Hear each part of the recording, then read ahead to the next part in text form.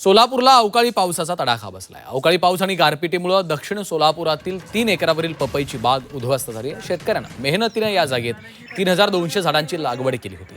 मात्र वादळी वाऱ्यामुळे ही बाग भुईसपाट झाली आहे. आणि याचा आढावा घेतलेला आहे आमचे प्रतिनिधी अभिषेक आदेप्पा यांनी. सोलापूर जिल्ह्यातील दक्षिण सोलापूर तालुक्यामध्ये काल 1 तासांचा पाऊस झाला.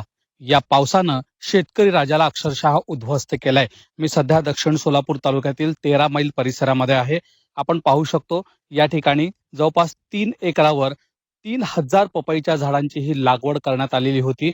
मात्र काल दुपारी 4 ते 5च्या दरम्यान वादळी वाऱ्यासह पाऊस पडला आणि त्यामध्ये शेतकरी उद्ध्वस्त झालाय.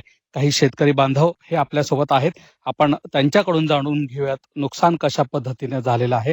दादा, काय सांगाल, कशा पद्धतीचा पाऊस आणि गारपीट झाली होती? काल साहेब ते 4 वाजता चालू झाला पाऊस. तर गारपीट आणि वादळ होतं पूर्ण. त्याच्यामुळे एका तासात हे सगळं भिंगून पूर्ण उद्ध्वस्त झालंय बघा. जवळजवळ 3 एकराचा प्लॉट आहे. मला वाटतं 3000 ते 3200 पर्यंत बुडे आहेत माझी. याच्यात जवळजवळ नाही म्हटलं तर आतापर्यंत 4 ते सव्वा लाख रुपये 4 रुपये खर्च केलाय मी. पण आता हे 4 पण गेलं आणि फायदा पण गेला, नफा पण गेला. काही राहिलं नाही. झाडाशिवाय आम्हाला पर्याय नाही. हाताशी आलेलं पीक आता पूर्णपणे जमीनदोस्त झालंय. त्याच्यामुळं अद्यापपर्यंत पंचनाम्यांना सुरुवात झाली नाही. लवकरात लवकर पंचनामे व्हावेत आणि नुकसान भरपाई मिळावी इतकी माफक अपेक्षा केली जाते. कॅमेरामॅन सोनू शहानूरकर सह अभिषेक आदेप्पा, झी 24 तास, सोलापूर.